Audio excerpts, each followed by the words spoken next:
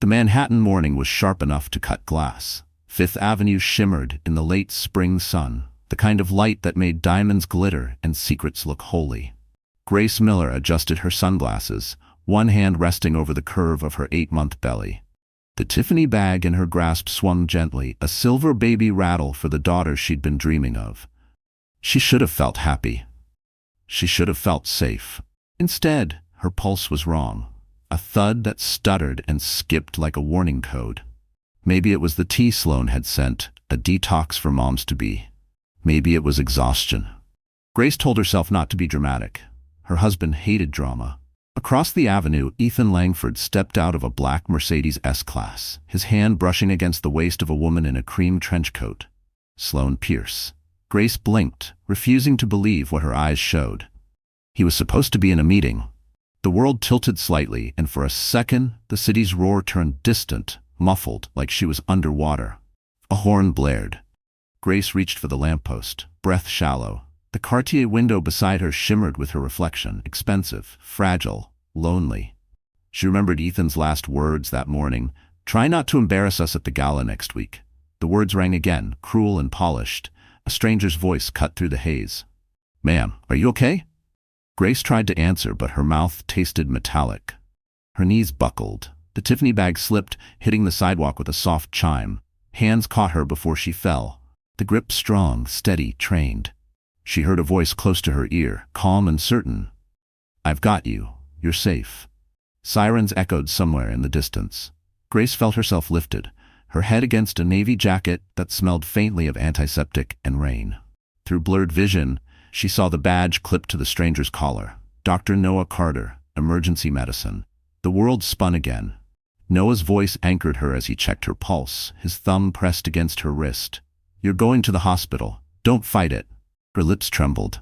"My husband, please call my husband." Noah looked up, eyes narrowing as if recognizing something deeper. "Later. First, we take care of you." Grace tried to hold on to consciousness, but the sound of her own heartbeat faded beneath the wail of an approaching ambulance. Somewhere behind the blur, she thought she saw Ethan glance back from across the street, but he didn't run toward her. He just watched. Her last thought before blacking out wasn't fear. It was a question that scraped against her chest like broken glass. Why does the man who saves me feel more real than the one I married? Because the stranger who caught her was about to reveal he wasn't a stranger at all. The ambulance door slammed shut with a metallic echo that sliced through the Manhattan traffic. Grace lay on the gurney, oxygen mask tight against her face. The siren's wail blended with her heartbeat, fast, frightened, uneven. She could taste fear like copper on her tongue. Beside her, Dr. Noah Carter gave orders with calm precision. BP 160, over 110, fetal heart rate 180, get fluid started. His voice carried authority that made chaos fall into line. Grace's eyes fluttered open, catching flashes of light through the ambulance window, the city sliding by in streaks of gold and gray. Noah leaned over her. "You're okay, Grace. Stay with me. Talk to me, my husband," she whispered. "Ethan Langford." He jotted the name, frown tightening. "We'll notify him once we stabilize you." At New York Presbyterian's emergency bay, fluorescent lights flooded everything. The scent of disinfectant bit through the air. Nurses moved fast, clipping sensors, drawing blood, attaching monitors. Grace tried to speak again, but Noah hushed her softly. "You're safe here, I promise." While machines beeped, Noah checked her vitals, then motioned for a colleague. "Send these labs to Mount Sinai. Nathan Carter, tox screening." Grace heard the name Carter and felt a shiver, though she didn't know why. Minutes blurred into hours. She drifted in and out of consciousness, catching fragments. Doctors whispering about her blood pressure, the fetal monitor's uneven rhythm, the word toxin. When she finally woke fully, the room was dim. A rainstorm tapped against the hospital window. Her phone buzzed on the tray. 3 missed calls from Ethan. She stared at the screen until the battery died. Noah entered, still in scrubs, sleeves rolled up, exhaustion shadowing his face. Yet his tone was gentle. "You scared us." Grace managed a weak smile. "I scare easily these days." He studied her chart. "Your tests are unusual. Not typical preeclampsia. There's something else, maybe environmental." "Environmental? Something you eat or drink. Do you take herbal supplements?" Grace hesitated. "Just tea. My husband's colleague gave me some. Sloan, she said it helps detox before birth. Noah's pen paused midair. Keep the packaging. Don't drink anymore. He wrote instructions quickly, his handwriting sharp and controlled. Then, as if sensing her loneliness, he pulled a blanket higher over her shoulders. You should rest.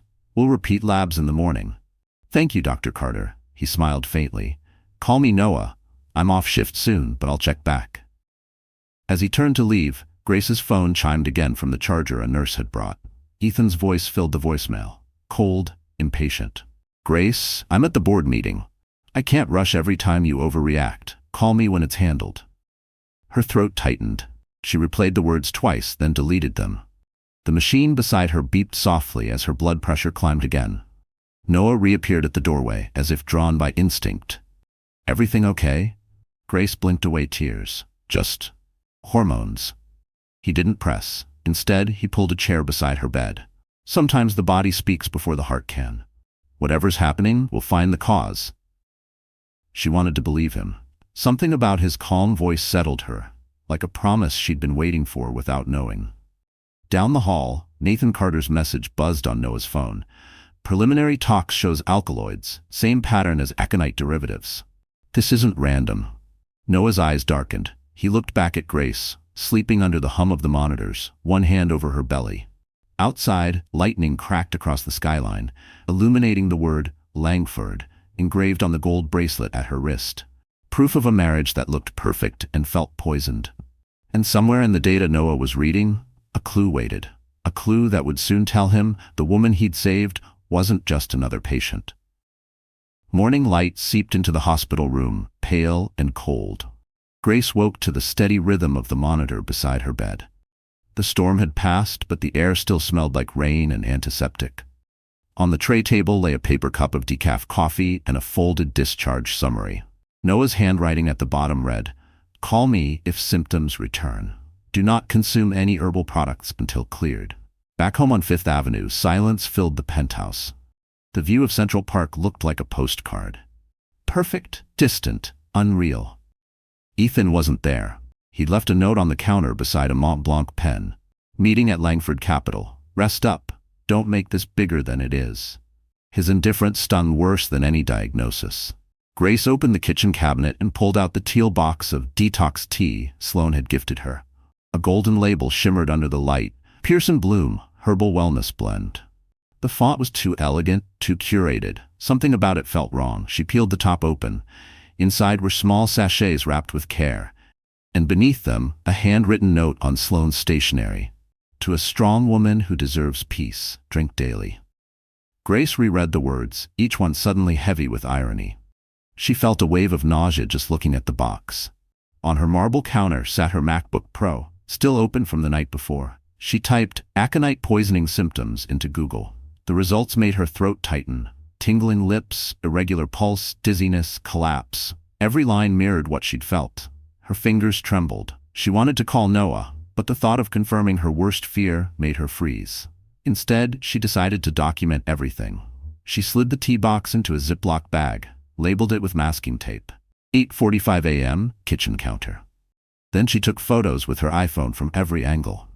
A knock startled her. It was Ava Brooks, her neighbor and friend, sharp, warm, the kind of woman who noticed things others missed. She carried a steaming cup of Starbucks coffee. "You look pale," Ava said, scanning her face. "Did you even eat?" Grace shook her head.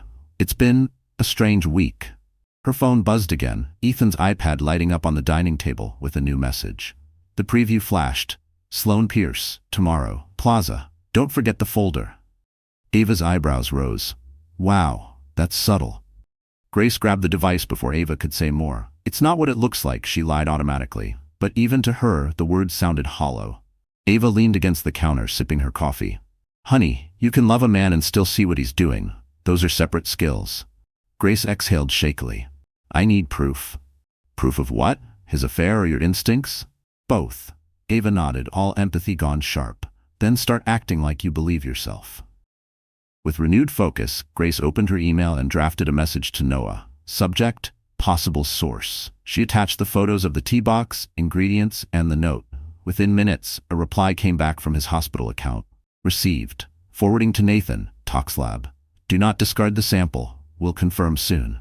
She pressed her palm against her stomach, whispering to the baby, "Hold on, sweetheart. Just hold on." Outside, the afternoon sun flared against the glass towers, reflecting her own pale face in the window. She looked like a stranger inside her life, wealthy, married, and terrified. The phone pinged again, another message from Sloane. This time it read, "Hope you like the tea. You'll thank me soon." Grace's fingers went cold. She knew now this wasn't jealousy or paranoia. It was survival.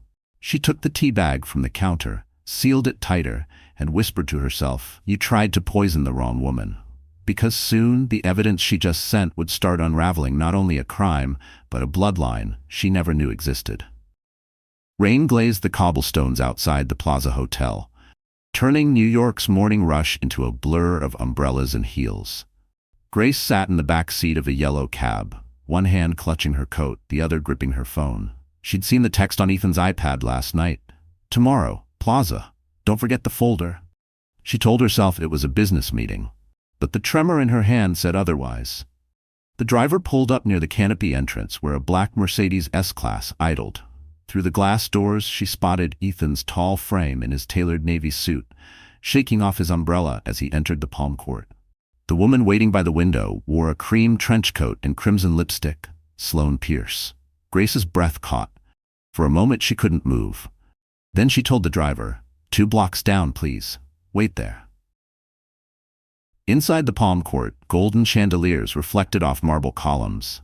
The air smelled of orchids and espresso, luxury disguised as innocence. Sloane leaned forward, her voice low but clear. "If we control the story early, the board won't question it. You'll look like a hero husband protecting your fragile wife." Ethan frowned. "And if she starts talking about poisoning?" Sloane smiled thinly. "We call it stress-induced paranoia. I already have a draft from our PR team. Headline reads, 'Langford devotes himself to family as wife's health declines.' Touching, isn't it?" Grace, hidden behind a column near the bar, felt her stomach twist. She gripped the edge of a menu from the champagne bar, her knuckles white. Her husband was planning her public humiliation like a corporate merger. Ethan leaned closer, whispering, "This needs to be discreet. Investors panic easily. I have a gala next week. Donor money, media, the works." Sloane reached into her folder, sliding a document across the table. "Then sign this addendum. It restructures the trust fund. If anything happens to her, you remain controlling partner. No delays, no probate mess." He signed without hesitation, using the same Mont Blanc pen he'd given Grace for their anniversary. From the corner booth, a woman lowered her newspaper slightly. Lena Hart, investigative journalist for the Manhattan Ledger. She wasn't supposed to be eavesdropping. But when she heard the phrase, "if anything happens to her," her reporter's instinct snapped awake. Quietly, she pulled out her phone and took a photo. Ethan's signature, the folder tab labeled narrative, and Sloane's smirk framed by crystal glasses of water. Back outside, Grace felt the world tilt again. The rain had turned to mist. She walked toward Central Park, head down, blending into the crowd. Each step felt heavier, like she was sinking into wet concrete. Her phone buzzed. A message from Noah. "Talk screen confirmed. Aconite derivative detected. Please come in. Bring the tea box." Grace stopped dead in her tracks. It was true. Every instinct, every fear real. She stared at the hotel behind her, its gold letters gleaming like a crown for liars. Across town, Lena opened her camera roll and zoomed in on Ethan's signature. Beneath it, a reflection caught in the window, Grace's face, blurred but unmistakable, standing in the rain. "Poor woman," Lena murmured. "She has no idea the story already has her ending written." Grace hailed another cab, clutching her stomach. The baby kicked, sharp and alive, reminding her she wasn't powerless. "Hang on, little one," she whispered. "We'll write our own ending." Because what she overheard inside the plaza wasn't just betrayal. It was attempted murder disguised as PR strategy. And now she had proof that could burn their perfect empire to the ground. The rain had finally stopped when Grace reached New York Presbyterian Hospital again. Her trench coat soaked through, hair clinging to her cheeks. She carried the sealed Ziploc bag with Sloane's tea inside, like it was evidence from a crime scene. The receptionist recognized her instantly and waved her toward the lab wing. Dr. Noah Carter met her at the elevator. He looked like he hadn't slept. His navy scrubs were wrinkled, eyes rimmed with fatigue. I was about to call you, he said, leading her into a small consultation room. We confirmed the toxin. It's aconitine. Trace amounts, but cumulative. It mimics preeclampsia. Grace's stomach twisted. You're saying someone tried to? Yes. He didn't finish the sentence. He didn't need to. He set a printed report on the table, columns of numbers, graphs, and a chemical structure diagram. At the top, the header read Toxicology Confirmation, Mount Sinai Hospital. Beneath that, Dr. Nathan Carter's signature. Noah continued carefully. The dose is small enough to avoid immediate collapse, but builds with time. Whoever did this knew exactly what they were doing. Grace stared at the page. Every black line was proof that someone wanted her gone. Does Ethan know? Noah's jaw flexed. Not yet. We'll notify law enforcement once we establish chain of custody. But if he's involved, she whispered. He hesitated. Then we'll make sure you and your baby are protected first. Across town at Mount Sinai, Nathan Carter leaned over his microscope. He'd just completed a secondary analysis, reconfirming the results. He noticed something odd in the lab file. A red alert from the DNA crossmatch system. The machine flagged partial genetic similarity between Grace Miller's sample and two in their staff database, his and Noah's. He frowned. That can't be right. He reran it. Same result. Sibling probability, 99.998%. Nathan rubbed his eyes, staring at the monitor. No way, he muttered, calling his brother. Noah stepped into the hallway to answer. What's wrong? You might want to sit down, Nathan said. The patient's DNA, Langford's wife, it matches ours. Full sibling level. Noah blinked, speechless. Nathan, that's impossible. We were told. I know what we were told, but the system doesn't lie. For a long moment, neither spoke. Then Noah whispered. She was adopted. She mentioned Ohio. Exactly where we were born, Nathan replied quietly. The sealed adoption record. Maybe she's the one. Noah leaned against the wall, mind racing. Grace's eyes, her mannerisms, the way she said thank you softly like it cost her. He'd felt something familiar. Now he understood why. Back in the exam room, Grace waited, staring at her reflection in the stainless steel sink. Her skin looked ghostly under fluorescent light. She heard Noah's muffled voice outside, urgent but controlled. He re-entered, composed. The lab's running a few more tests for confirmation. It might take a day.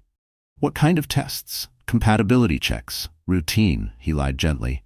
It helps us plan treatments if you need a transfusion. She nodded, exhausted. I just want this to end. Noah softened. It will, but you have to trust me completely. Grace's voice broke.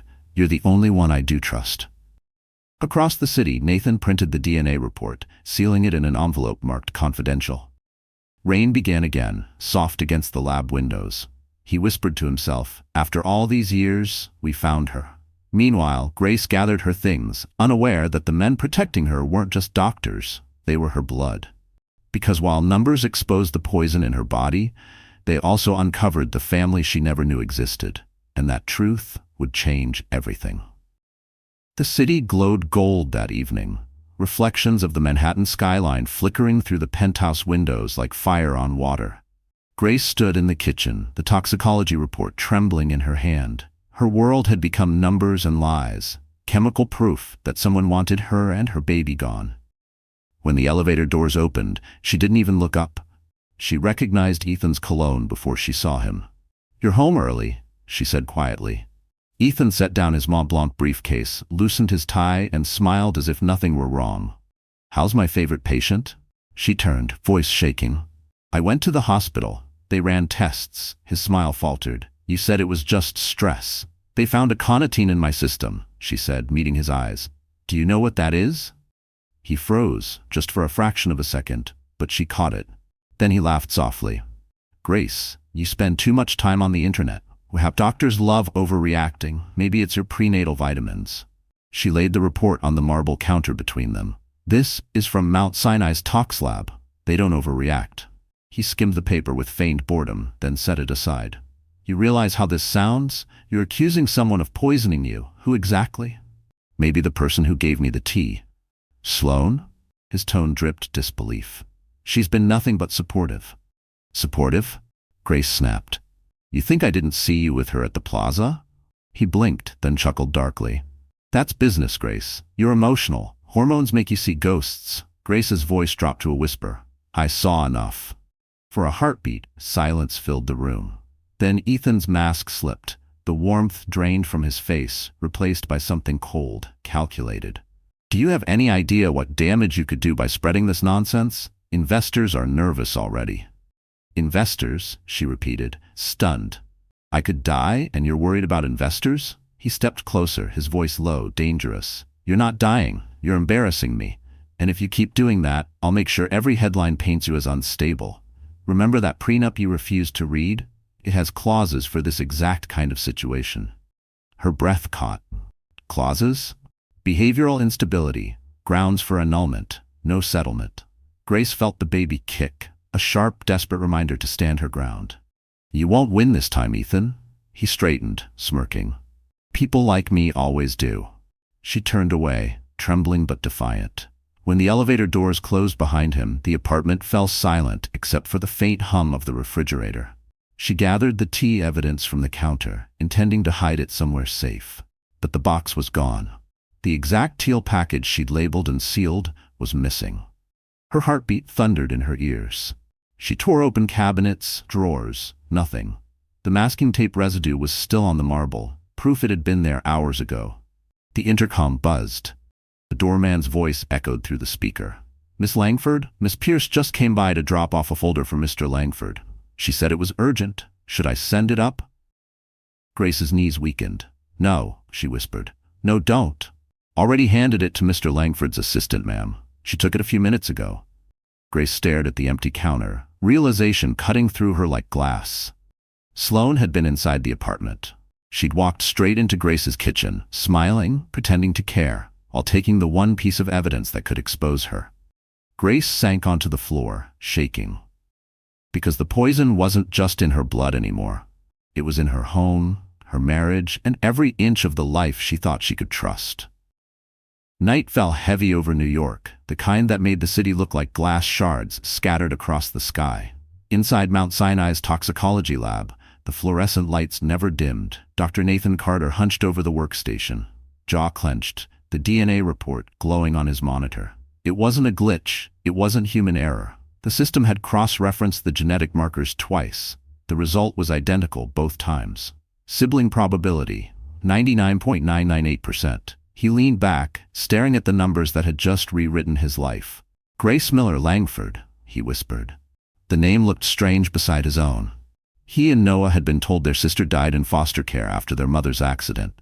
But this said otherwise. He called Noah, voice tight. You'd better come here. Minutes later, Noah walked into the lab still in his scrubs, hair damp from the shower, exhaustion clinging to him. Nathan slid the printed report across the counter. It's real. She's our sister. Noah stared, frozen. The lab clock ticked in the silence between them. I don't understand. We searched for years. How could the records have been sealed? Private adoption through a closed agency, Nathan said quietly. Ohio, 1996. Everything fits. Grace was 6 months old when they separated us. Noah rubbed his forehead, trying to catch his breath. We can't just tell her. Not now. She's in danger. She's pregnant. This could push her over the edge. I'm not suggesting we drop it on her bedside, Nathan replied. But we protect her. First from whoever's poisoning her, then from the man she thinks she loves. Noah nodded slowly, the protective instinct already blooming in his chest. She deserves the truth, but safely. They began making calls, a contact in the Ohio Adoption Registry, an attorney who specialized in sealed records, and a social worker who remembered the Carter twins. The pieces aligned too perfectly. Meanwhile, across town, Grace sat curled on the couch of her Fifth Avenue penthouse, staring at her reflection in the black screen of her MacBook Pro. Her phone lit up with missed calls from Ethan, but she ignored them. She was beyond apologies. She was waiting for proof. Her inbox pinged. A new message from Noah. We've found confirmation on the toxin source. Don't be alone tonight. I'm sending a nurse to monitor you. She typed back, I can handle it. But her hands shook too much to hit send. At the same moment, Ethan sat at the bar of the Langford Capital boardroom, whiskey glass half full. His phone buzzed. Sloane. It's handled, she said coolly. The tea box is gone. Good, Ethan muttered. No trail, no story. Sloane paused. But you'd better make sure she doesn't find another one. I'll take care of it. Their voices were calm, businesslike, as if discussing quarterly losses instead of a life. Back in the lab, Nathan printed the last page of documentation and sealed it in an envelope. He scrawled confidential, delivered to Dr. Noah Carter only. His voice softened. You realize this changes everything for us, right?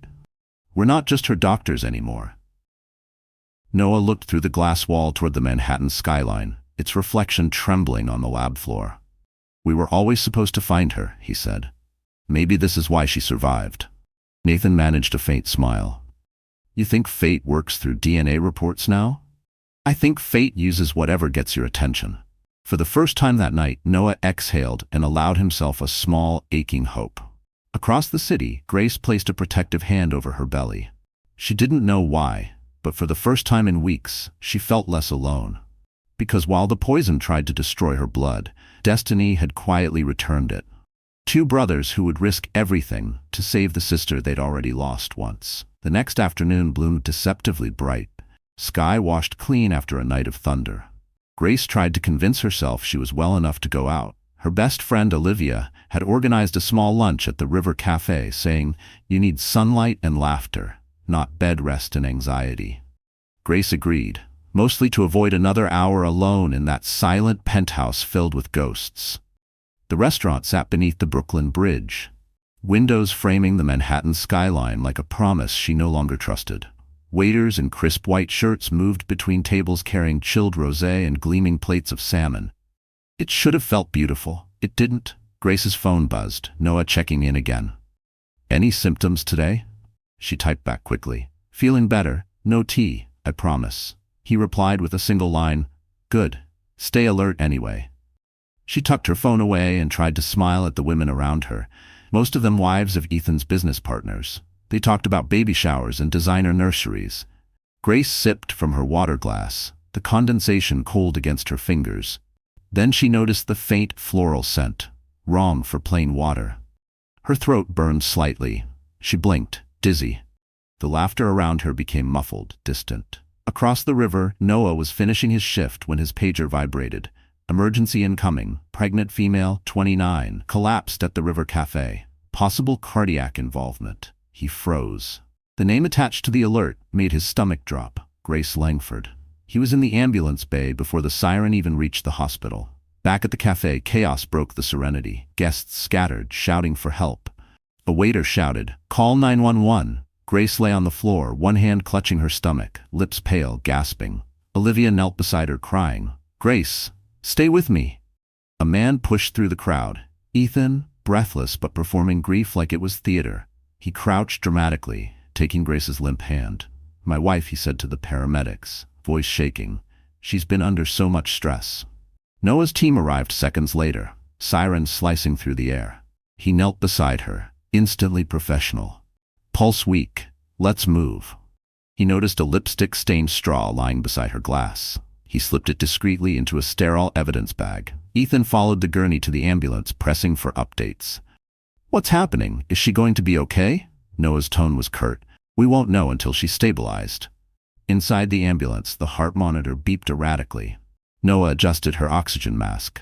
Grace's eyes fluttered open for a split second. "Noah," she whispered. "I'm here," he said softly. "You're safe now." When they reached the ER, a nurse handed Noah a lab result from the tox screen queue. Preliminary detection of aconite alkaloids again. The levels were higher this time. Someone had reintroduced the poison. Noah's blood ran cold. He looked at the evidence bag in his pocket, the straw from her drink. Whoever had done this wasn't finished. In the waiting area, Ethan paced for the cameras that always seemed to find him. He was photographed holding his head, wiping his eyes, playing the part of the desperate husband. But the nurses saw through it. Grief didn't look that tidy. Nathan arrived minutes later, handing Noah a chart. "This is escalating," he said grimly. "If dosage continues, next time could be fatal." Noah clenched his fists. "Then we make sure there isn't a next time." Inside the ICU, Grace slept under soft lighting, the monitor's rhythmic beep steady but fragile. Her hand rested on her belly, as if guarding the baby from the world outside. Noah stood beside her bed, staring down at the woman fate had returned to him. Sister, patient, survivor. And as he held the straw sealed in plastic, he whispered a vow. Whoever put it to her lips would soon choke on their own lies. Rain swept through the city again, soft and gray, turning Manhattan's skyline into a watercolor. In a quiet office inside Mount Sinai Hospital, Dr. Nathan Carter sat hunched over his computer, the faint glow of the screen reflecting in his glasses. He'd been waiting for one file, one final confirmation from the Ohio Department of Health Adoption Registry. The fax machine sputtered to life. Each page fed out slowly, like the universe was making him wait. At the top of the first document, stamped in black ink, were the words Confidential Adoption Records, State of Ohio, 1996. He scanned the lines, heart pounding. Infant Grace Carter. Adopted at 6 months. Biological siblings listed as Carter, male twins, Noah and Nathan. The next line stopped his breath. Separated by emergency order following parental fatal accident. Nathan sat back, gripping the edges of the file. Every birthday they'd missed, every holiday spent wondering who she was, it all came rushing back. "We found her," he whispered. He dialed Noah immediately. "It's her, Noah. It's official." Silence on the other end, then a long exhale. "So the system didn't fail us completely?" "No," Nathan said, "but someone did. Someone hid her. They agreed not to tell Grace yet, not while she was still recovering, not until she and the baby were safe, but they would protect her like brothers should have done from the start." At that same hour, Grace sat propped up in her hospital bed, a soft blanket draped over her knees. Rain streaked the window beside her, blurring the city lights. She didn't know why, but the sound of the storm comforted her, maybe because it was honest. Chaos didn't lie. Noah entered quietly, holding a clipboard but not looking at it. His eyes went first to her belly, then to her face. "How's our heartbeat today?" he asked gently. She smiled faintly. "Steady for both of us." He sat beside her bed, close but careful. "We're getting closer to answers. The toxin in your system, it was deliberate, not environmental." Grace nodded. "I already knew. I just wanted someone to believe me." "I do," he said simply. "And we'll prove it." As he left, her phone buzzed. Unknown number. She hesitated, then answered. "Grace?" The voice was soft, female, unfamiliar. "This is Detective Ruiz from the NYPD. We received a request for assistance from Dr. Nathan Carter. He's asked us to open a quiet inquiry into your case. Are you safe right now?" Grace blinked, caught off guard. "Yes, I'm in the hospital." "Good," Ruiz said. "We're working on a warrant to trace all recent deliveries to your residence. We think the source is a woman named Sloane Pierce." Grace's heart hammered. "Then please hurry." Meanwhile, Ethan sat alone in his Langford Capitol office, watching the rain beat on the windows. His reflection looked tired, almost human. His phone buzzed. A message from Sloane. "We need to talk. Too many eyes on this." He typed back, "Handle it, quietly." Across the river, Lena Hart, the journalist, sat in her newsroom staring at the photo she'd taken at the plaza. Ethan signing a document marked Narrative. She'd already traced the attorney's name on the folder to a trust restructuring. If Grace died, control of Langford Capitol passed entirely to Ethan. She opened her notes and wrote, "What if the perfect husband is orchestrating a perfect crime?" Back in the hospital, Nathan slipped the adoption file into a sealed envelope and addressed it to Noah. He wrote in block letters, "For her eyes only, when she's safe." He looked out the rain-blurred window, the city lights flickering below. "We're not losing her again," he whispered. Because buried in that file wasn't just a name, it was a promise, a second chance at family. But before Grace could discover it, she'd have to survive one more betrayal. The invitation shimmered in silver foil. Langford Capitol Charity Gala, the Plaza Hotel. It was supposed to be a celebration of success, of philanthropy, of family. For Grace, it was going to be the battlefield. A week had passed since her collapse at the River Cafe. She'd been discharged from the hospital with quiet warnings from Noah and Nathan. "Don't face them alone. Let us handle the evidence." But Grace had other plans. She wasn't just a patient anymore. She was a woman armed with truth. That morning, Ava, her loyal neighbor and silent ally, helped her get dressed. The black gown Grace chose was simple but sharp, the kind of elegance that commanded respect without begging for it. Around her wrist gleamed the gold bracelet engraved Langford, once a symbol of love, now armor. Ava handed her a small silver clutch. "Everything's inside, your phone, your lipstick, and that little recorder Lena dropped off."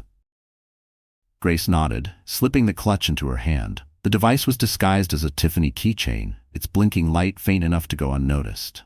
Are you sure about this? Ava asked. Grace took a deep breath.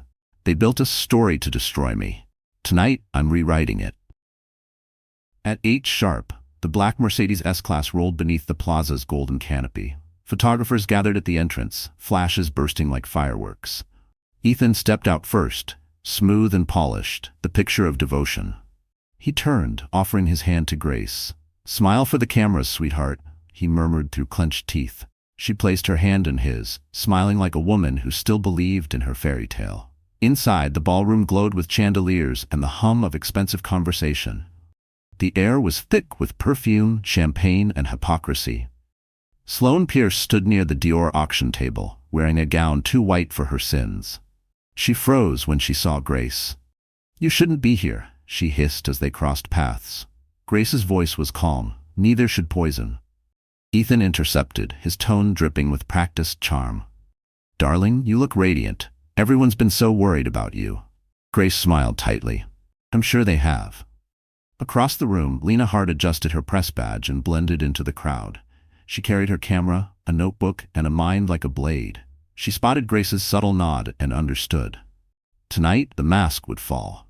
When Ethan took the stage, the orchestra lowered its tune to a reverent hush. He spoke with polished humility, thanking donors, praising family values, his voice carrying the same warmth he'd used to convince Grace she was safe once. Grace felt her blood run cold. Beneath the table, her thumb pressed record on the Tiffany keychain. After the applause, she approached the podium. "May I say something?" Ethan froze, smile stiffening. "Grace, maybe another time." She took the microphone, her voice steady. "I just want to thank my husband for his devotion." She paused, scanning the crowd. "Especially his devotion to a woman named Sloane Pierce, who seems to spend more time with him than I do." A ripple of shock spread through the audience. Cameras turned. Sloane's laugh cracked like glass. "She's delusional. She needs help." Grace tilted her head. "Then maybe you can explain why the toxicology report with your tea company's name is now in the hands of the NYPD. Gasps filled the ballroom. Ethan grabbed her wrist, whispering through his teeth, "Enough." Grace smiled faintly. "Not yet." She gestured toward the grand piano where Noah stood disguised among the staff, holding a small USB drive. He plugged it into the sound system. The ballroom filled with recorded voices. Ethan and Sloane at the plaza weeks earlier. "If complications happen, we create the story first." Sloane's face drained of color. Ethan's mask shattered completely. The crowd erupted. Lena snapped photo after photo as security moved in. And under those chandeliers, for the first time, Grace wasn't the victim of their story. She was the author of its ending. The night after the Plaza Gala, headlines exploded across Manhattan. Langford Capital scandal, poison, lies, and a charity gone wrong. Grace's photo, standing tall in that black gown, hand on the mic, was everywhere. But she didn't care about the noise. She cared about breathing again, about knowing the people she loved were real. At dawn, the hospital was quiet. She'd returned for observation, her body still recovering from weeks of hidden toxins. Outside, the first light brushed against the glass, painting everything in pale gold. She sat up in bed, exhaustion clinging to her, when a soft knock came at the door. Noah stepped in, holding 2 cups of Starbucks coffee. His smile was small but steady. "You survived a scandal and a gala in one night. That's impressive." Grace laughed weakly. "Apparently, surviving is my only skill." He sat beside her, the warmth between them quiet but solid. "It's more than a skill, it's instinct." She glanced at him, noticing the worry behind his calm. "You're still hiding something," she said softly. Noah exhaled, setting the coffee aside. "You deserve the truth, but I need you to stay calm. After what I've lived through, I think I can handle truth." He hesitated. Then he pulled an envelope from his coat, the one Nathan had sealed the night before. It was worn, edges bent, the words "for her eyes only" written across the front. "What is this?" she asked. "Proof," he said simply. "About who you are." She opened the envelope slowly. Inside were photocopied pages, Ohio state seals, adoption records, and 3 birth certificates. Grace Carter. Noah Carter. Nathan Carter. Her breath caught. "Carter?" she whispered. Noah nodded. "We ran genetic compatibility testing during your treatment. It wasn't just for transfusions. The system matched our DNA. Grace, you're our sister." The world tilted. For a second, she thought she'd misheard him. "That's not possible." He handed her a faded hospital photo, 3 infants in the same bassinet, labeled Baby A, Baby B, Baby C.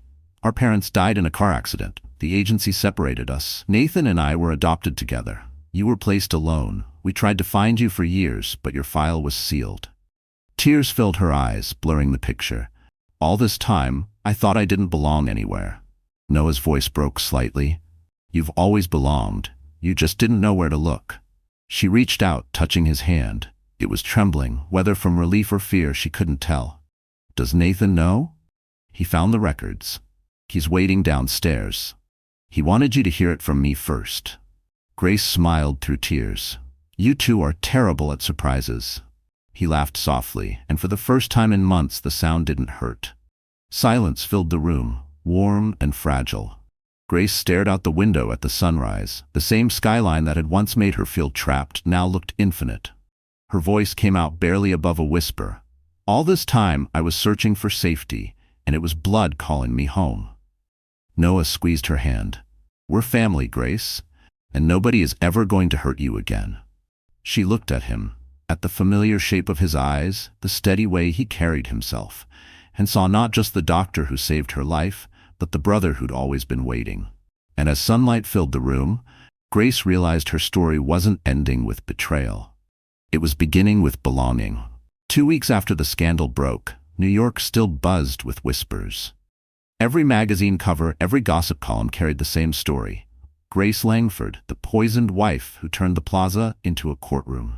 Ethan had gone into hiding. Sloane's law firm denied everything. But Grace wasn't done. Not yet. She knew men like Ethan didn't crumble overnight. They strategized, rebuilt, manipulated. And she wanted to be ready when he made his next move. That chance came sooner than expected. The Langford Capital Board sent invitations for a new reputation recovery gala. It was damage control, disguised as philanthropy.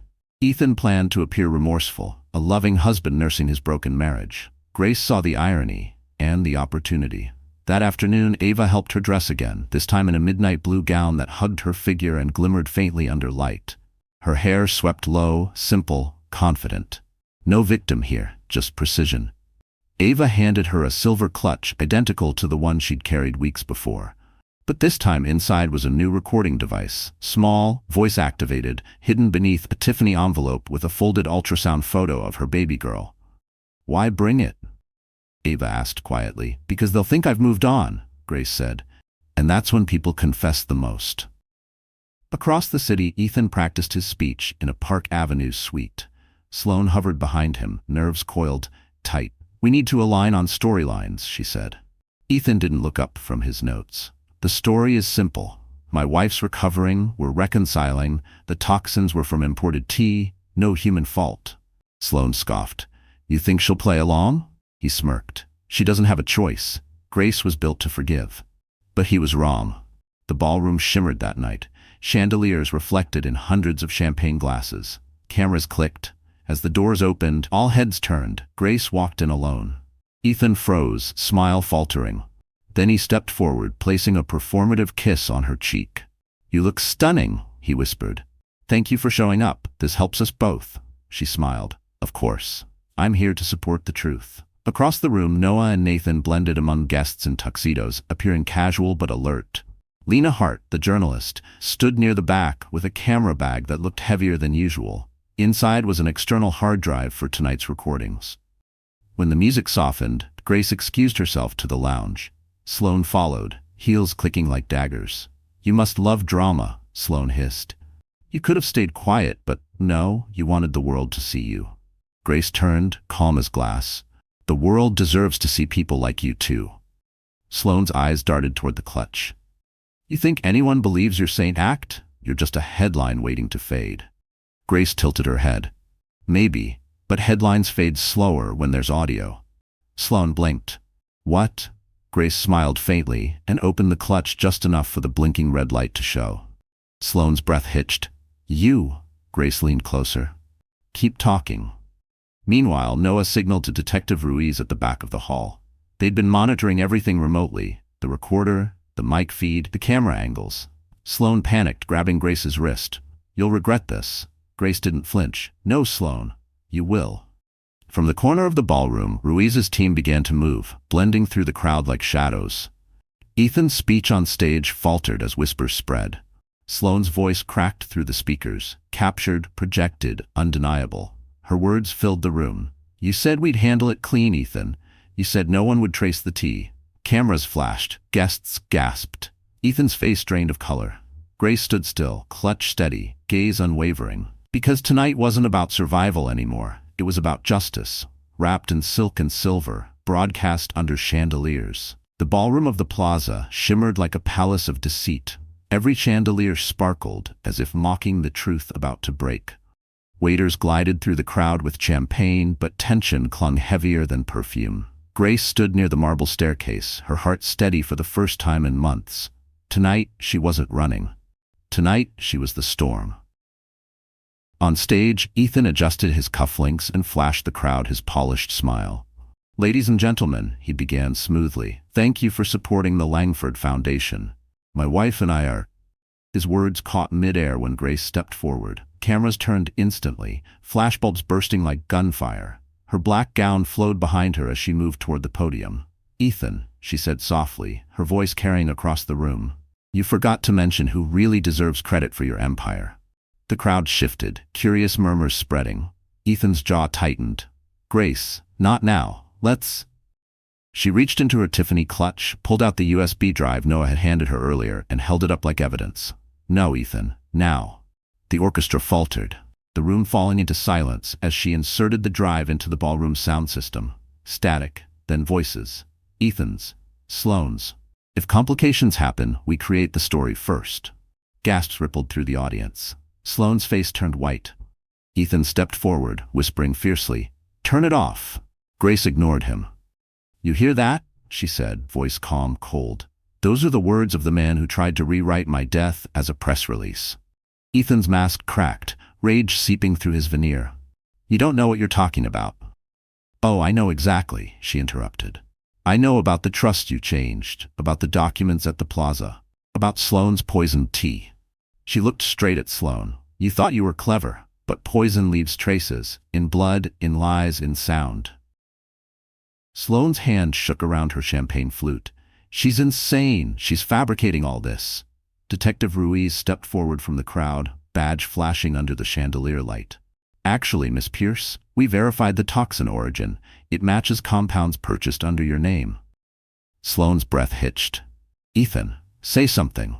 But Ethan was frozen. The board members in attendance, the same ones who once applauded his charm, now stared in quiet horror.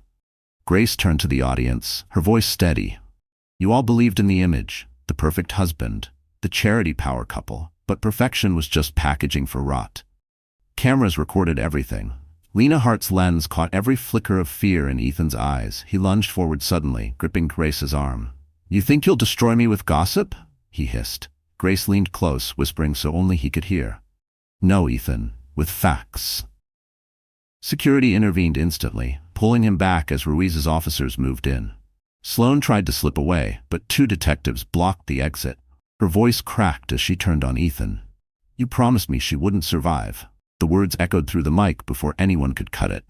Gasps erupted. The crowd parted, a sea of disbelief. Ethan's face drained, sweat glistening under the lights. He stammered, "That's not, she's twisting." But it was over. Ruiz stepped forward, reading the warrant aloud as cameras clicked. "Ethan Langford, you are under arrest for conspiracy and attempted poisoning." As officers led them away, Grace stood still beneath the chandeliers, the weight of months lifting from her shoulders. Noah and Nathan appeared beside her, silent anchors in the chaos. She looked toward the glittering lights above and whispered, half to herself, half to the baby within, "It's over." Noah placed a reassuring hand on her shoulder. "No, Grace, it's just beginning." Because under the chandeliers where lies once glittered, truth had finally taken center stage, and it burned brighter than gold. The gala was chaos, flashing cameras, reporters shouting, officers escorting Ethan and Sloane through the marble lobby. But Grace wasn't done. Not yet. The ballroom had been the public reckoning. Now came the private confession. Detective Ruiz guided Grace down a narrow corridor toward one of the plaza's side salons, a small room lined with mirrors and velvet chairs. We'll hold them here until the precinct sends transport, Ruiz said. If either of them talks, keep your recorder on. Grace nodded, clutching her Tiffany clutch like a weapon of truth. Noah and Nathan waited outside the doorway, silent but watchful.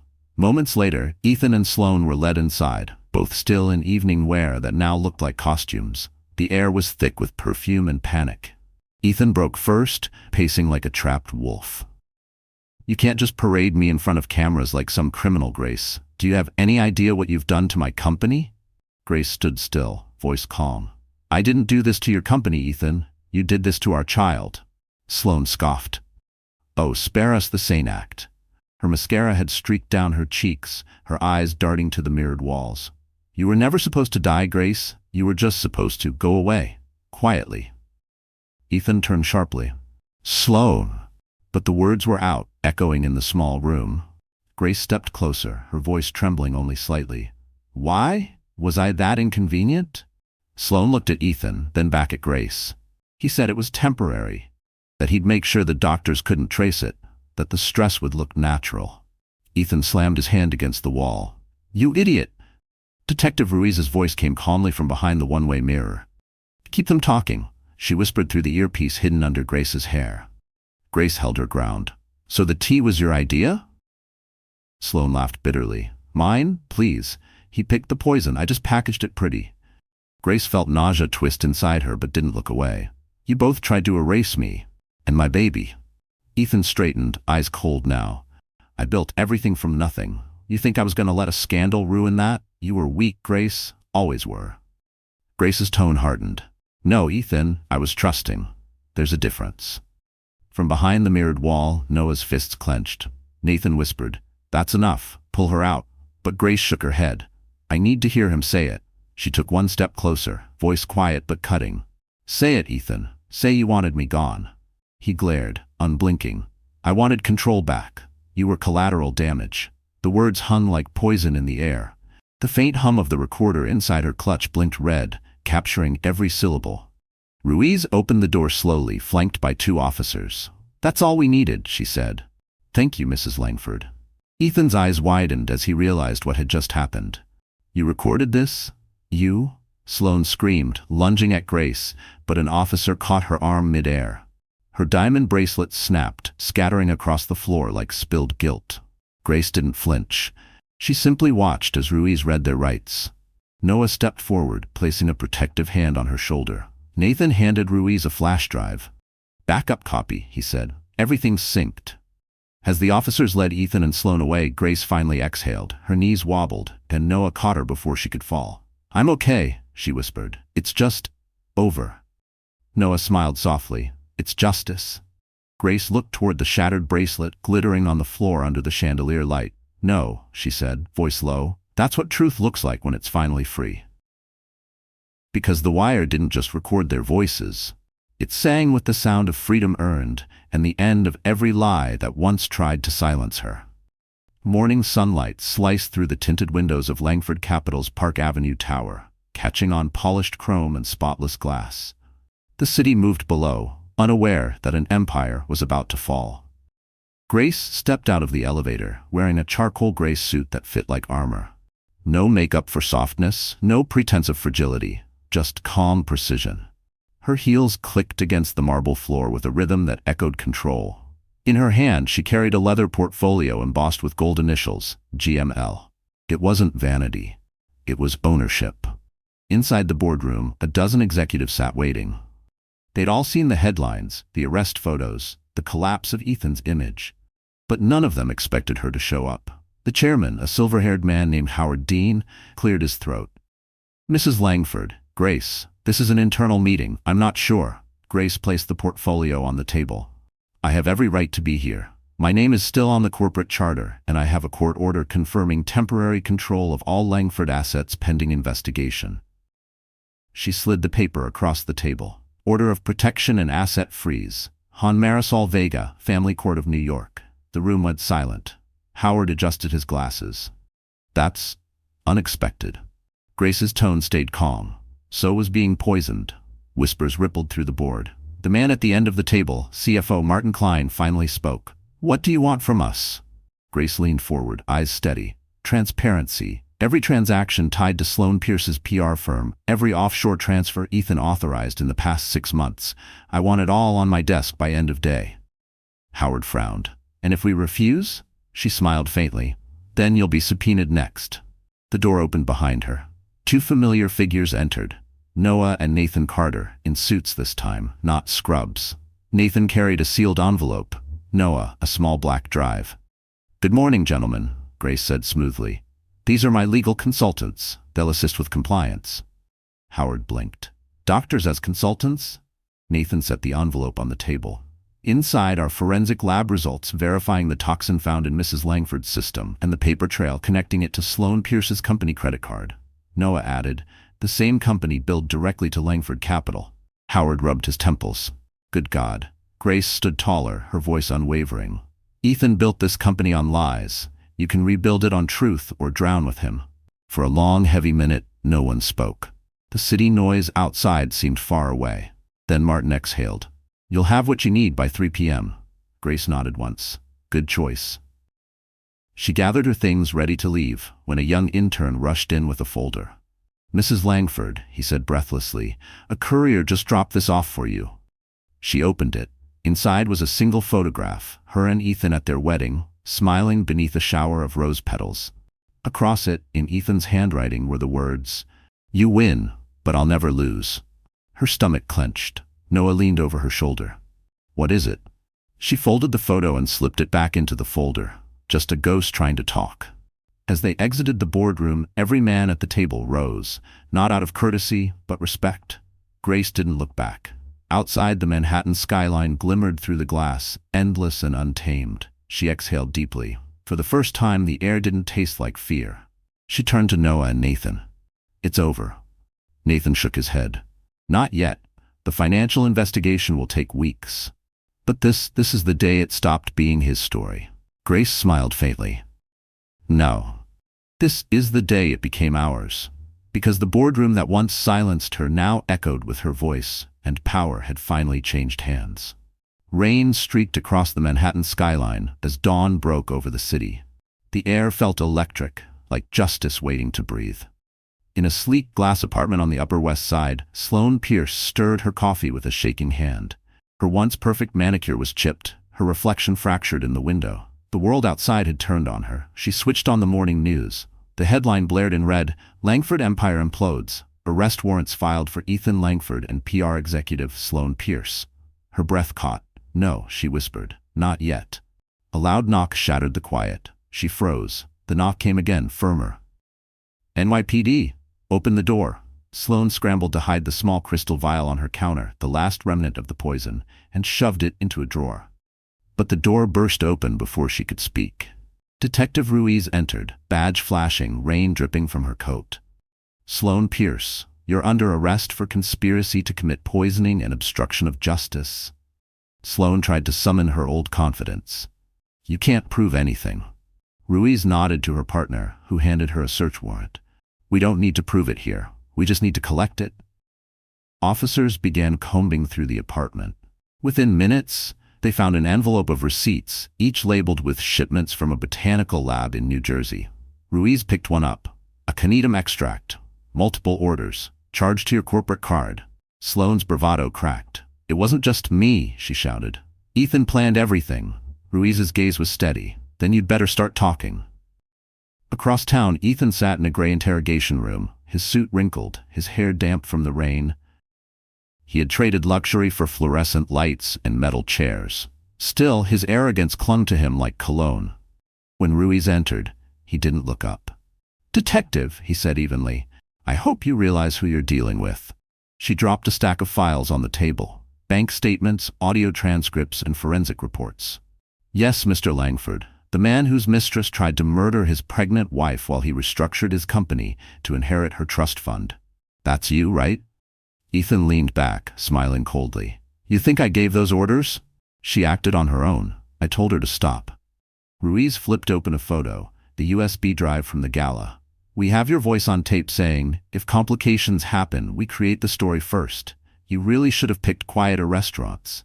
Ethan's jaw tightened. I want my lawyer. Already on the way, Ruiz said. But here's the thing, Sloane's talking, and she's not sparing you. For the first time, fear flickered behind his eyes. Meanwhile, at Mount Sinai, Noah reviewed the toxicology chain of custody one last time with Nathan. Every vial accounted for, every test cross-verified, Nathan said, sliding the report into a folder marked District Attorney's Office. Noah nodded. No loopholes this time. Grace arrived moments later, her pregnancy showing more now, her expression calm but determined. Is it really done? She asked. Nathan handed her a copy of the signed warrant. Sloane's in custody. Ethan's being charged with conspiracy, tampering, and fraud. There's no walking out of this one. Grace looked at the paper, silent for a long time. I don't feel victory, she admitted softly. Just peace, finally. Noah smiled. That's better than revenge. Outside the hospital, reporters gathered, flashing cameras as Ruiz held a brief press statement. We're charging both suspects with attempted homicide, corporate fraud, and obstruction. Evidence was recovered linking the toxins to financial motives. As she spoke, an officer carried out a sealed evidence box from Sloane's apartment. The vial, the receipts, the note Ethan had written. Make sure she takes the tea daily. The city hummed around them, alive with the noise of consequence. Grace watched from the window above, her reflection merging with the skyline. The same city that once tried to break her now looked almost merciful. Because justice didn't arrive with noise, it arrived in paperwork, handcuffs, and the quiet sound of truth taking its rightful place.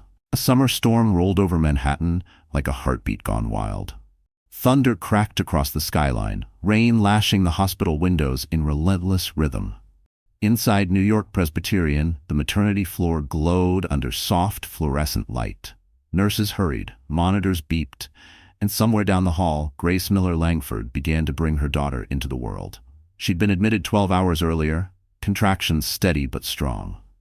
The doctors had wanted to induce labor weeks ago, but Grace had refused. She wanted her baby to come when she was ready, not when fear or lawyers dictated the schedule. Now as lightning flashed outside, she gripped the handrail of the bed and gasped through another contraction. Sweat gathered along her temple. I can do this, she whispered, more to herself than to anyone else. Noah stood at her bedside in surgical scrubs, eyes focused, voice calm. You are doing this, one breath at a time. Nathan monitored the fetal heart rate from across the room. Heartbeat steady. Baby's tough, he said, smiling faintly. Grace laughed through the pain. She gets that from me. Or stubbornness, Noah teased. That definitely runs in the family. The room smelled of antiseptic and rain. Grace looked at her brothers, her protectors, her lost family returned, and felt the surreal beauty of it. Months ago she thought she was utterly alone. Now, as contractions rippled through her body, she realized she'd never been less alone in her life. A nurse adjusted the IV line. You're almost there, Grace, she said kindly. It's time to push. The words ignited both fear and resolve. Noah positioned himself beside her, holding her hand so tightly it almost hurt. Look at me, he said. You've survived worse than this. Grace focused on his face, the steady anchor amid chaos. Okay, she whispered. Let's meet her. Minutes stretched into eternity. Each push felt like fire, each breath a battle. The rain outside intensified, a drumbeat urging her forward. Nathan's voice broke through the storm. I see the head. The nurse smiled. One more, Grace, one more big push. She screamed, raw and powerful, as the room filled with the sound she'd been waiting for, a sharp, miraculous cry. Noah's face softened, tears blurring his vision. You did it, he whispered. You did it. The nurse lifted the tiny baby, wrapped her in a warm blanket, and placed her in Grace's arms. Grace stared down, trembling. The baby's eyes blinked open, dark and new, a perfect mirror of her own. She laughed through her tears. Hi, little one. Her voice cracked. Welcome to the world. Nathan leaned closer. She's got your nose, Noah chuckled. And your determination. Poor kid doesn't stand a chance. Grace smiled weakly. Her name's Hope, she said. Hope Elaine, Noah blinked. Elaine? For my foster mother, Grace said softly. She taught me that love doesn't have to be blood, it just has to stay. Nathan swallowed hard, looking away before emotion betrayed him. That's perfect. As the baby cooed, the storm began to fade. The thunder softened into distant rumbles, replaced by the rhythmic sound of rain easing off the glass. The city outside began to breathe again. Grace kissed the baby's forehead. You're safe now, she whispered. We both are. Noah placed a hand on her shoulder. You realize what today means? She nodded. The day everything starts over. Nathan grinned. And the day you became the strongest woman in this city. Grace leaned back against the pillows, exhausted but glowing, her daughter pressed close to her chest. Because after every betrayal, every wound, and every lie, Grace finally delivered not just a child, but her own rebirth. 3 weeks after Hope's birth, Manhattan had already moved on to new scandals. But for Grace Miller Langford, the silence that followed was the sweetest sound she'd ever known. The city that once whispered behind her back now spoke her name with respect. Her face appeared on the cover of the Manhattan Ledger beneath the headline, "Survivor Speaks, Grace Langford Breaks Her Silence." The article, written by Lena Hart, wasn't about betrayal or glamour. It was about survival. About how a woman walked through poison and found justice without losing her soul. Grace read it while sitting by the hospital window, baby Hope asleep against her chest. The sunlight painted their faces gold. She smiled, not for attention, but for freedom. Across town, the justice system was quietly finishing what she'd started. Detective Ruiz stood outside the courthouse steps, reporters crowding her with microphones. Sloane Pierce has entered a plea agreement, Ruiz said evenly. She's cooperating with prosecutors on the conspiracy charges. Ethan Langford faces trial for attempted homicide, corporate fraud, and witness tampering. One reporter shouted, "Will Mrs. Langford testify?" Ruiz smiled faintly. "She doesn't need to. Her evidence already speaks." Inside the courthouse, Sloane sat at the defendant's table in beige prison scrubs, the glamour stripped away. She stared blankly ahead as her lawyer whispered about sentence reductions. When the judge asked for a statement, her voice cracked. "I wanted everything she had, and I ended up with nothing." Her words made the evening news, paired with a photo of Grace walking out of the hospital, Hope in her arms, Noah and Nathan beside her. Meanwhile, Ethan's empire crumbled piece by piece. The Langford Capital logo was stripped from the Park Avenue tower. Donors withdrew millions. Partners resigned. The board voted unanimously to remove Ethan permanently. In a small gray cell at Rikers, he sat alone, staring at a copy of the Wall Street Journal that featured his own mugshot. The caption read, "From mogul to monster." He'd once believed the world would never turn against him. Now even the guards avoided his gaze. Grace didn't attend his arraignment. She didn't need to. Revenge wasn't her job anymore. Justice was. Instead, she spent her mornings walking through Central Park with her brothers and baby Hope, the stroller rolling gently over the gravel paths. Nathan carried a Starbucks cup in one hand, Noah pushed the stroller, and Grace simply breathed. "Feels strange," Noah said one morning, watching her smile. "You're calm. You used to flinch at every noise." Grace looked up at the leaves rustling overhead. "Peace feels louder than fear when you've lived in it too long." Nathan grinned. "You could write a book." Lena did write one, a feature series titled The Anatomy of Survival. It went viral overnight, praised for its depth and dignity. Every ad beside it on social media showed women's charities, legal aid foundations, and maternal health programs. Grace's story wasn't entertainment, it was empowerment. With the settlement money from Langford Capital's frozen assets, Grace established the Hope Foundation, a trust for victims of domestic poisoning and silent abuse. Its first donation came from an anonymous benefactor in the medical field, Noah and Nathan's quiet gift to their sister. The press wanted more interviews, more headlines, but Grace declined. Her silence was her final statement. One evening, she stood at her penthouse window, her penthouse now legally hers, and looked at the skyline glowing under a lavender sunset. Hope cooed softly in her arms. She whispered, "They thought poison would end me, but it only burned away what wasn't real." Noah entered quietly, a faint smile on his face. The district attorney called. "They're closing the case. You're free, Grace." She turned, eyes glistening. "I always was." Because sometimes the loudest revenge isn't a scream. It's a quiet life lived in peace, with truth standing unshaken behind you. Autumn arrived quietly in Manhattan. The leaves in Central Park turned copper and gold, the air carrying the crisp promise of new beginnings. Grace walked along the path near Bethesda Terrace, pushing baby Hope's stroller as the breeze played with her hair. For the first time in years, her heart felt light. But one envelope in her bag still waited to be opened. The adoption file Nathan had found in Ohio. It had been sitting on her desk for weeks. She'd told herself she wasn't ready, that she didn't need to look back. But deep down, she knew healing wasn't just about surviving what others did to you. It was also about facing what you'd forgotten. That evening, Grace invited Noah and Nathan to her apartment. The brothers arrived carrying takeout from her favorite Thai restaurant in Soho, a small, warm ritual they'd started since Hope's birth. "Dinner before revelations," Nathan joked, placing the bags on the marble counter. Noah smiled. "Are you sure you're ready for this?" Grace looked at the envelope on the table. "Ready? No, but I need to know." She unsealed it carefully, hands trembling. Inside were 3 faded documents and a photograph, a hospital record, a case file, and a note written in elegant cursive. Her eyes scanned the words, "To my children, Noah, Nathan, and Grace. I wanted to keep you together, but the court said I couldn't. I pray the world gives you back to each other someday. Remember, love doesn't end, even when it disappears. Signed, Elaine Carter." Grace pressed the note to her chest, tears slipping down her cheeks. "Elaine? She named me after her." Nathan's voice cracked. "That's Mom's handwriting. I haven't seen it since we were 6. Noah pulled the old photo from the file. It showed their mother in a hospital bed, holding 3 babies wrapped in matching blankets. The edges were worn, but her smile was radiant. Grace traced her mother's face with her fingertip. "She looks kind." "She was," Noah said softly. "She used to sing to us, 'You are my sunshine.' I'd forgotten until now." Grace laughed through her tears. "I used to hum that song without knowing why. I guess blood remembers what memory forgets." They sat together in silence, the city glowing behind them through the floor-to-ceiling windows. Hope stirred in her crib, letting out a tiny sigh. Grace looked at her daughter, then at her brothers.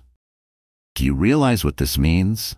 She didn't abandon us. She saved us the only way she could," Nathan nodded. "And we found each other anyway. Maybe that's her miracle." Grace exhaled shakily. "I've spent my whole life trying to belong to someone, and it turns out I always did." Noah reached across the table, taking her hand. "You belong here, with us. Always." She smiled, the kind that felt like release. "Then let's promise we never lose each other again." "Deal," Nathan said, raising his glass of iced tea like a toast. "To Mom, to family, to survival," Grace added softly. They clinked glasses. Later that night, after her brothers left, Grace stood by the crib watching Hope sleep. The note from her mother rested on the nightstand beside a small Tiffany frame holding the hospital photo. The city hummed outside, distant, alive, forgiving. Grace whispered, "You'll never wonder where you belong, my love. You were born into a family that fought its way back together." Hope's tiny fingers curled around her mother's, as if sealing the promise, because the past hadn't returned to haunt Grace. It had come back to complete her. And in that quiet Manhattan night, every missing piece finally fit. Winter swept softly through Manhattan, wrapping the skyline in silver light. A storm of trials, headlines, and betrayals had finally faded into memory. For Grace Miller Langford, life had slowed to something she once thought impossible: peace. It was a Friday evening when she gathered everyone who had walked beside her through the fire. The private terrace of the Ritz-Carlton glowed under strings of amber lights, overlooking Central Park, dusted with the first snow of the season. No photographers, no reporters, just the people who mattered. Her brothers Noah and Nathan, Ava, Detective Ruiz, Judge Vega, and Lena Hart. Grace wore a simple white sweater and jeans, her hair tied loosely. The elegance wasn't in what she wore anymore, it was in how she carried herself. Hope slept peacefully in her stroller nearby, wrapped in a soft pink blanket. Ava handed Grace a glass of sparkling cider. "To new beginnings," she said. Grace smiled. "To endings that finally make sense." They laughed, the sound mingling with the city breeze. For once, laughter didn't feel like pretending. Detective Ruiz leaned against the railing, gazing at the skyline. "You know, I've seen a lot of women break after what you went through. You didn't." Grace looked at her with calm honesty. "I did break. I just decided not to stay that way." Lena set down her glass. "I'm publishing the full story next week, your foundation, the awareness campaign, all of it, but I need a closing line, something that's yours." Grace thought for a moment, eyes drifting to the city lights below. "Write this," she said softly.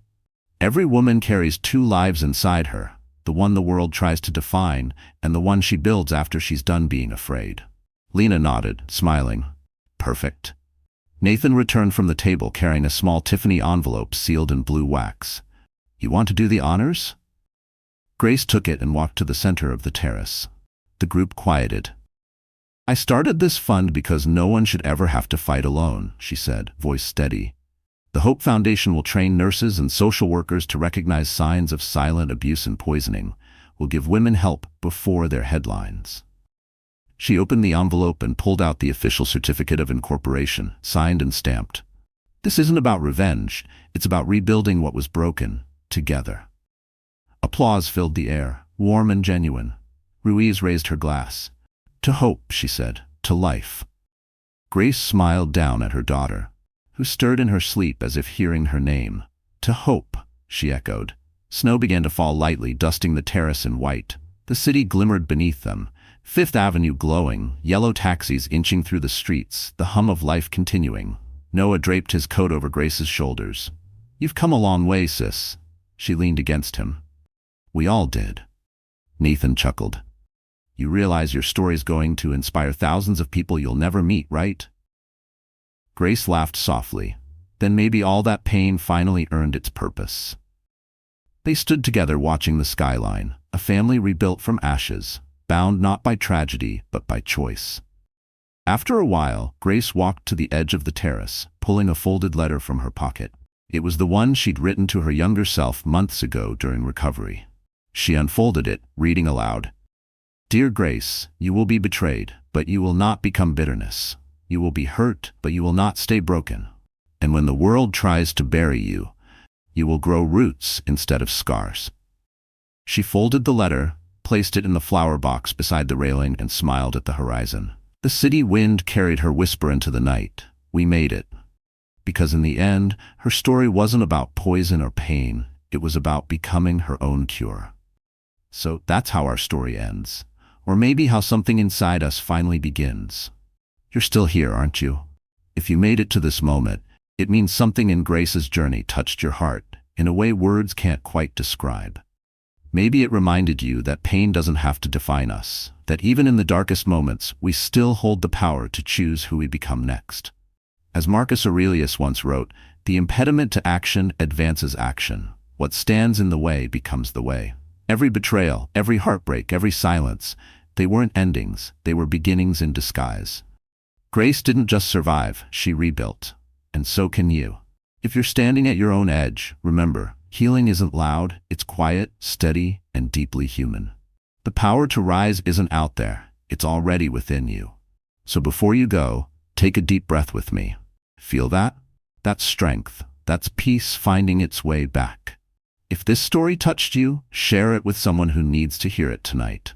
Like, subscribe, and stay with us, because together we'll keep telling stories that remind us what it means to be beautifully, imperfectly alive.